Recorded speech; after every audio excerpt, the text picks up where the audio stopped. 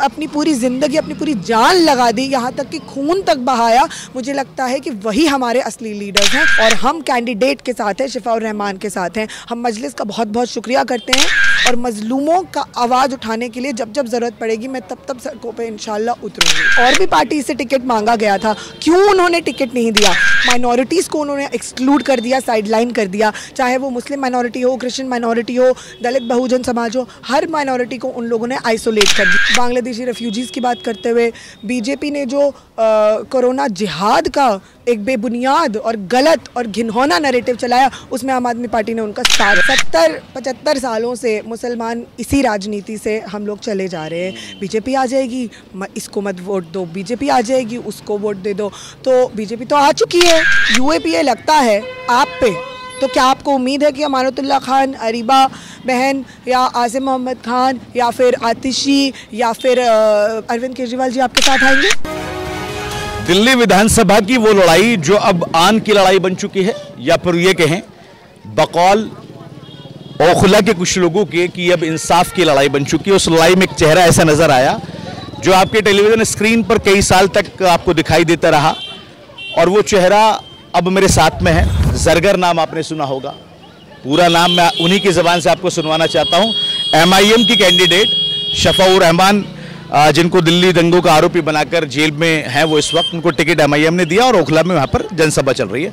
Madam, पूरा नाम आपका इसलिए पूछना चाह रहा हूँ क्योंकि आप बहुत फेमस चेहरा हैं, लेकिन थोड़ी सी ज़रा याद लोगों को और आ जाए। जी, मेरा नाम सफूरा जरगर है। मैं अप्रैल 2020 में अरेस्ट हुई थी और उस टाइम पे मैं अपनी प्रेगनेंसी के 3rd मंथ में थी और अपनी प्रेगनेंसी का 2nd ट्राइमेस्टर मैंने तिहाड़ जेल में बिताया कोरोना के टाइम पे, जबकि दुनिया का सबसे स्ट्रिक्टेस्ट कोविड लॉकडाउन जो था उस टाइम पे इंडिया में लगा हुआ था। तो उस टाइम पे मैं 2.5 महीने जेल में थी और फाइनली सेंट्रल गवर्नमेंट ने मेरी बेल कंसीड की और ह्यूमैनिटेरियन ग्राउंड्स पे मुझे बेल मिली। उसका एक ही रीज़न था, देश भर नहीं दुनिया भर से जो आवाज़ मेरे लिए उठी, जिसका मैं आज भी बहुत बहुत शुक्रिया अदा करती हूँ। शफूरा जी, 4थी बार में आपको बेल मिली और बेल मिलने के बाद में फिर आपको राहत मिली। मुझे नहीं पता आपका केस अभी तक चल रहा है या नहीं चल रहा, लेकिन MIM के कैंडिडेट के लिए वोट मांगना और पूरी वही मेहनत करना जो आप CA NRC में करती हुई नज़र आ रही थी, वही हाथ में माइक, वही चश्मा और वही सादगी के साथ में, इसको हम कैसे देंगे? देखिए, पहली बात तो ये बहुत सारे लोग सवाल कर रहे हैं 4.5 साल से आप लोग कहाँ थे और कहाँ आ गए हैं। तो मैं उनको ये जवाब देना चाहूँगी कि 4.5 साल से हम लोग अदालतों में हैं और हम लगातार अदालतों में इंसाफ के लिए लड़ रहे हैं। जैसे कि सब लोग जानते हैं कि उमर खालिद की बेल 6 महीना सुप्रीम कोर्ट के सामने पेंडिंग रही और सुप्रीम कोर्ट ने उसको सुना तक नहीं, तो वो हमारे लिए एक बहुत ही ज़्यादा मायूसी की बात रही। दिल्ली बाकी जो हमारे को एक्यूज्ड है उनकी बेल दिल्ली हाई कोर्ट में अब तीसरी बार सुनी जा रही है, इस तरह से सुनी जा रही है जिस तरह से एक मिनी ट्रायल हो रहा हो। तो ये बात लोगों को समझने की ज़रूरत थी कि हम 4.5 साल से कहाँ थे। हम पे बेल कंडीशंस लगी हुई हैं, मैं दिल्ली छोड़ के नहीं जा सकती, मुझे कोर्ट से परमिशन लेना पड़ता है, यहाँ तक कि मैं अपने मायके नहीं जा पाती हूँ, वहाँ के लिए भी मुझे कोर्ट से इजाज़त लेके जाना पड़ता है। मेरा 4.5 साल का बच्चा है जिसकी परवरिश में बहुत मुश्किल से 3 लगातार जो हमारे बहुत तेज़ रफ्तार से केसेस चल रहे हैं, 3 केसेस के साथ मैं अपने बच्चे की परवरिश कर रही हूँ। तो ये कोई आसान काम नहीं रहा है हमारे लिए और आसान जर्नी नहीं रही है पिछले 4 साल की। तो ये मैं आवाम को बताना चाहूँगी, हम यहाँ थे 4.5 साल से। जो CA NRC की लड़ाई हम सड़कों पे लड़ रहे थे, उसे हम अदालतों में लड़ रहे थे। और सिर्फ हम ही नहीं, मेरे सारे को एक्यूज और दिल्ली दंगों में बंद वो सब 1500-1400 लोग जिनके साथ नाइंसाफ़ी हुई है, बेबुनियाद चार्जेस पे उनको अरेस्ट किया गया है, वो सब औरतें जो प्रोटेस्ट साइट्स पे बैठा करती थी, वो हमारे साथ अदालतों की लड़ाई लड़ रही हैं। सब प्रोटेस्टर्स को किसी ना किसी बेबुनियाद चार्जेस पे अरेस्ट करके उनको कोर्ट के चक्कर लगवाए जा रहे हैं। तो ये है 4.5 साल का जवाब। अब बात आई कि इस वक्त हम शिफा उर रहमान को क्यों लड़ा रहे हैं, तो मैं ये बात कहना चाहूँगी, इसमें कोई डाउट नहीं है कि जो शिफा उर रहमान हमारे को एक्यूज्ड हैं और हमें लगता है कि हमारी आवाज़ अब सड़कों से लेके जब अदालतों तक पहुंची, तो अब उसे लेजिस्लेटिव असेंबली में पहुंचना और यहाँ तक कि पार्लियामेंट में भी पहुंचाना ज़रूरी है, क्योंकि ये जो आवाज़ें हैं ये ग्रास रूट लेवल की आवाज़ें हैं, ग्राउंड से उभरी है। एक जो मुसलमानों में जो एजुकेटेड तबका है उसकी कुछ लोग बाहर निकल के आए और उन्होंने CA NRC आंदोलन में जिस तरह से बिना कुछ सोचे समझे अपनी पूरी ज़िंदगी, अपनी पूरी जान लगा दी, यहाँ तक कि खून तक बहाया, मुझे लगता है कि वही हमारे असली लीडर्स हैं। और मज़लूमों का आवाज़ उठाने के लिए जब जब ज़रूरत पड़ेगी मैं तब तब सड़कों पे इंशाल्लाह उतरूँगी। शफूरा जी, मैंने CA/NRC का पूरा आंदोलन कवर किया, मैंने किसान आंदोलन कवर किया और मैं लगातार जो है सारी गतिविधियों में मौजूद रहा। अगर मैं कुछ थोड़े से ऐसे सवाल ना पूछूं जिनको पब्लिक पूछना चाहती है तो लोग कहते हैं कि आप भी जो है दूसरी कैटेगरी में आ गए, इसलिए मैं आपसे पूछ लेता हूं। और बड़े सिंपल सवाल हैं।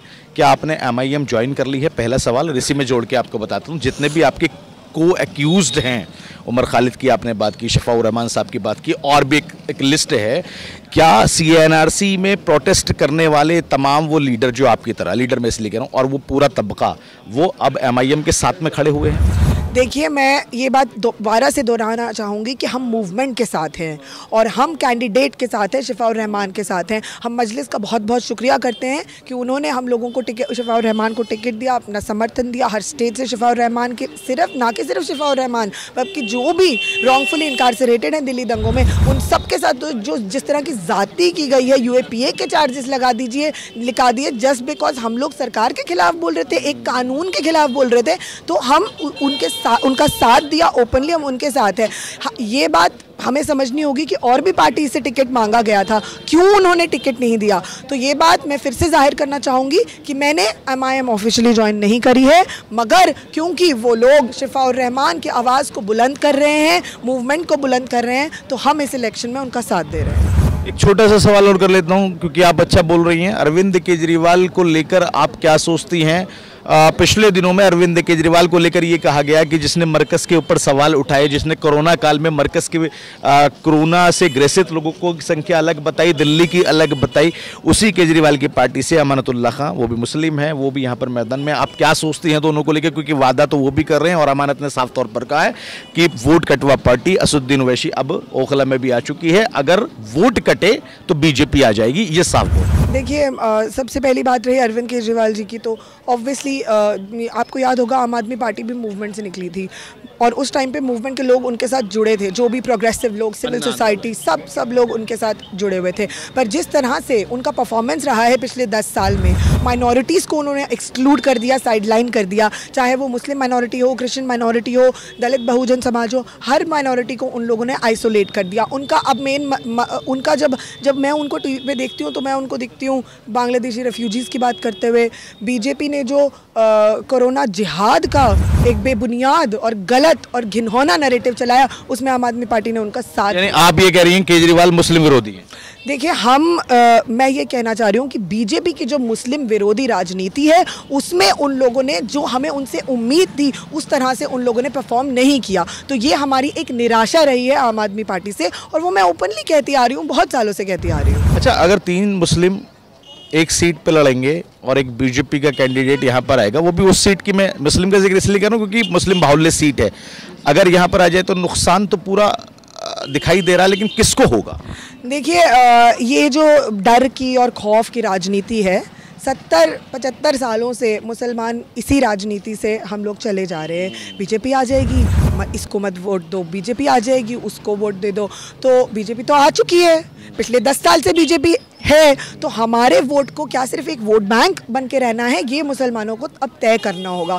क्योंकि देखिए, अगर हम कितना भी अरिथमेटिक कर लें तो यहाँ पर जो वोट है, जिस तरह का परसेंटेज है, उस तरह से किसी भी अरिथमेटिक से BJP नहीं आ सकती। तो ये जो सिर्फ है एक डराने की, मुसलमान को डराओ और उसका वोट खींच लो। और इस सब में कभी भी हम लोगों को अपनी एक लीडरशिप, जो ट्रू लीडरशिप है, जो हमारे लिए आवाज़ उठाए, अगर UAPA लगता है आप पे, तो क्या आपको उम्मीद है कि अमानतुल्लाह खान, अरीबा बहन या आसिम मोहम्मद खान या फिर आतिशी या फिर अरविंद केजरीवाल जी आपके साथ आएंगे? आपको उम्मीद है? ये जवाब तो मैं सारे लीडर्स से पूछना चाहूँगी। अगर आपको ऐसा लगता है, तो मेरा चैलेंज है, ओवैसी साहब साथ में आएंगे?